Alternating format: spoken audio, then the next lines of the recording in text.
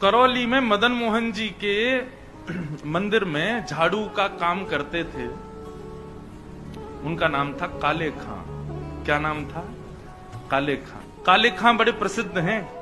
काले खां जी के नाम से आज भी मदन मोहन जी की आरती होती है। तो ऐसा होता ही नहीं कि काले खां को प्रणाम नहीं कर दो। देखो कितनी बड़ी बात। हमारे हिंदुओं के इष्ट ठाकुर जी हैं और उनकी आरती होती है तो आरती में एक विजातीय व्यक्ति का स्मरण किया जाता है, तब आरती संपन्न होती है। श्री मदन मोहन लाल जी तो काले खां जो थे वो झाड़ू का काम करते थे मंदिर में। अपना घर चलाने के लिए उन्होंने ये कार्य स्वीकार किया। काले खां एक विजातीय व्यक्ति, हिंदू भी नहीं था, केवल अपने घर को चलाने के लिए झाड़ू का काम करता था मंदिर के पास। इसी बहाने उसको कभी कभी मदन मोहन जी दिख जाते थे। अब देखते देखते झाड़ू लगाते लगाते अब उसकी आदत में आ गया कि अब वो बिना श्याम सुंदर को देखे रह नहीं पाता। रोज मंदिर में जाता, झाड़ू लगाता और पीछे सीढ़ियों पे ही खड़ा हो जाता। अंदर तो जाने की उसको अनुमति नहीं थी। तो वहीं से भीड़ जब इधर उधर होती थी तो बीच में से थोड़ी सी झांकी श्री मदन मोहन जी की उसको दिख जाती थी। मानो उसको ऐसा लगता था उसका हृदय परम शीतल हो गया हो, परम आनंदित हो गया हो। धीरे धीरे भक्ति प्रस्फुटित होने लगी हृदय में। अब तो ये स्थिति हो गई कि मंगला में पहुंच जाता और शयन करा के ही घर आता था वापस। और इससे परिणाम ये हुआ कि पत्नी जो थी काले खां की वो बड़ी बरसती थी। परिवार के लोग उसको काफिर बोलते थे। बोले बताओ, जन्मा हमारे कुल में, कभी खुदा को तो याद करता नहीं, वहां पत्थर पूजने चला जाता है। इस प्रकार की बातें बोलते। लेकिन उसको किसी से कोई फर्क नहीं पड़ता। वो तो और आनंदित हो गया जब उसकी पत्नी उसके बिल्कुल विपरीत होती चली गई तो वो तो और खुश हो गया। बोले बढ़िया है, जो बीच में दोपहर में भोजन करने घर जाता था अब उसका भी मन नहीं करता मेरा। क्यों? चिक चिक करेगी, लड़ेगी मुझसे, इससे बढ़िया मंदिर में पड़े रहो। तो काले खां को तो और अच्छा लगता। पत्नी बेचारी ऐसी विमुख हो गई कि अब तो वो पूरा दिन ही मंदिर में ही निकालता। लेकिन काले खां की व्यवहार धर्म में एक पीड़ा थी कि उनको कोई संतान नहीं थी। घर परिवार के लोग सब उसको बहुत डांटते थे। बोले अरे तू खुदा को भजा कर, वो तुझको संतान देंगे, वो तेरे को बेटा देंगे, तू किसको भजने चला जाता है? खुदा को पुकारता ही नहीं है, इसीलिए तो तेरे बालक नहीं हो रहा। अब तो रोज की इतनी चिकचिक हो गई कि काले खां एक दिन मंदिर गया, मदन मोहन जी का श्रृंगार दर्शन कर रहा था। दूर खड़े खड़े बोले हे मदन मोहन लाल जी, मुझे पुत्र की कामना नहीं है, मुझे संतान की कामना नहीं है, पर आपकी भक्ति करने में, आपसे प्रेम करने में बाधा बनती है मेरे परिवार के लोगों की बातें। और वो बातें तभी खत्म होंगी जब मेरे घर एक पुत्र हो जाए। हे नाथ, मुझे पुत्र की कामना नहीं, मेरी कामना तो ये कि सब चुप हो जाएं और मैं आपकी भक्ति करता रहूं। इसके लिए आप मुझे एक पुत्र दे दो। और कृपा ऐसी हुई कि कहां परिवार के लोगों ने जब ज्यादा बोलना प्रारंभ किया तभी खबर आई कि काले खां की पत्नी जो है वो गर्भवती। पहले तो आधे लोगों के मुंह बंद हो गए। काले खां भी सबको बोल देते, बोले तुम लोग कहते हो खुदा को भजो तभी बालक होगा, दो मेरे मदन मोहन लाल जी ने भेज दी संतान, अब देखना होगी। फिर ये हुई कि अब बेटी हुई तो समझेंगे कि इसके ठाकुर जी ने दी, बेटा हुआ तो समझेंगे हमारे खुदा ने दिया। बोले ऐसा नहीं, ये तो हमारे ठाकुर जी कृपा करेंगे, उन्हीं की कृपा से ही हो रहा है। और काले खां के यहां पर एक पुत्र ने जन्म लिया। जन्म लेते ही महाराज काले खां बड़ा खुश, इसलिए नहीं कि पुत्र हुआ, इसलिए कि अब सबके मुंह बंद हो गए, अब मुझसे कोई कुछ नहीं कहेगा, अब मैं निरंतर मदन मोहन लाल जी का खूब दर्शन किया कर। काले खां का पुत्र 8 वर्ष का हो गया। सब आनंदित था, काले खां बड़ा प्रसन्न। अब तो जन्माष्टमी भी मनाता है, राधाष्टमी भी मनाता है, रामनवमी भी मनाता है। घर वालों को नहीं बताता, बस मंदिर में जाके सब उत्सव होते हैं उसमें आनंद करता है। 8 वर्ष का बालक काले खां का यमुना जी के तट पर, नदी के तट पर कहीं खेल रहा था अपने मित्रों के साथ और एक सर्प ने उसको डस दिया। सर्प के डसते ही महाराज बेहोश होके गिर गया। बालक दौड़े दौड़े गए काले खां के घर। काले खां तो मंदिर में था, उसकी पत्नी को जाके बताया।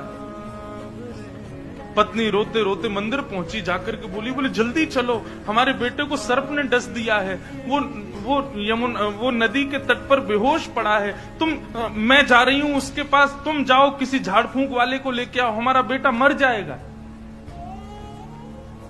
लेकिन काले खां व्यस्त था ठाकुर जी की श्रृंगार आरती में, श्रृंगार आरती हो रही थी। पत्नी इतना बोल करके लौटने लगी, लौट करके उसने पीछे देखा कि आए कि नहीं, तो देखा तो काले खां तो ठाकुर जी को ही देख रहा था। पत्नी जाकर के बरसने लगी, बोले तुमको अभी भी यही दिख रहे हैं? अरे हमारा बेटा मरने वाला है, देरी करोगे, कोई झाड़ फूंक वाला नहीं पहुंचा तो उसकी मृत्यु हो जाएगी। लेकिन काले खां तो अभी भी मदन मोहन जी को ही देख रहे थे। पत्नी ने कहा, यदि मेरे पुत्र को कुछ हो गया ना, तो फिर देखना मैं क्या करती, तुम्हें और तुम्हारे इस मदन मोहन को दोनों को देखूंगी मैं। ऐसा कहकर के पत्नी तो चली गई। काले खां वहीं खड़े रहे, नेत्रों से अविरल अश्रुधार बहाने लगे, इसलिए नहीं कि पुत्र को सर्प ने डसा, इसलिए हे मदन मोहन लाल, क्यों आप चैन से नहीं बैठने देते मुझको? क्यों आप चैन से मुझे दर्शन नहीं करने देते? ये सब मुझे पता है आपकी लीलाएं हैं, और ये सब क्यों करते हो ये भी मुझे पता है, मुझे परखने के लिए कि मैं अपनी स्थिति से च्युत तो नहीं हो रहा कहीं। लेकिन मेरा पुत्र दिया आपने था, तो बचाओगे भी आप ही। और पुनः कहूंगा, इसलिए नहीं कि मेरा पुत्र है, इसलिए कि मैं आपसे दूर ना हो जाऊं, बस मेरे पुत्र को बचाना। संध्या आरती के बाद जैसे ही कपाट बंद हुए, काले खां नदी के तट पर पहुंचा। भीड़ इकट्ठी थी। पत्नी को जैसी पता चला, काले खां बोले आगे ओझा को नहीं लाए, झाड़ फूंक वाले को, बोले वो तो मैं भूल गया। इतना कहना हुआ कि महाराज परिवार के लोगों ने काफिर काफिर कहकर के काले खां को सुनाना प्रारंभ कर दिया। दौड़ करके गए, ओझा को लेकर के आए। जैसे ही ओझा ने आकर के उसकी नब्ज आदि देखी तो कहा, ये बालक तो जीवित नहीं है, इसकी तो मृत्यु हो चुकी। सब रोने लगे। काले खां की पत्नी ने अपने पुत्र को गोद में उठाया और ले गई, और मदन मोहन जी के द्वार पर जाकर के अपने पुत्र को रख दिया। बोले बहुत कहते थे मदन मोहन लाल जी ने दिया, मदन मोहन लाल जी ने दिया है, तो ये जीवित करके दिखाएं इसको अब। और यदि ये जीवित नहीं हुआ, खुद भी मर जाऊंगी, तुमको भी मार दूंगी और पूरे परिवार को नष्ट कर दूंगी इन्हीं की दहली पर। काले खां ने मदन मोहन लाल जी को और निहार करके काले खां मदन मोहन लाल जी की ओर देखने लगा और कहने लगा, मुसफक साफीक रफीक दिल दोस्त मेरे नजदीकी हकीकी ख्याल कीजिए। मेहरबान कदरदान आला तू जहान बीच, मुझसे गरीबों का गुनाह माफ कीजिए। काले बेकरार खड़ा तेरे दरबार पे, नंद के कुमार जरा गौर अब कीजिए।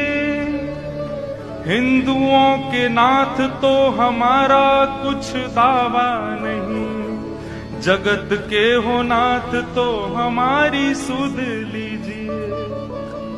हे मदन मोहन लाल, एक द्वार पर खड़ा है तुम्हारा, यदि तुम हिंदुओं के नाथ हो तो हम वापस चले जाएंगे, कोई कृपा मत करना। पर मैंने सुना है लोग आपको जगन्नाथ बुलाते हैं। जगत के हो नाथ, जगत के हो नाथ तो हमारी सुध लीजिए।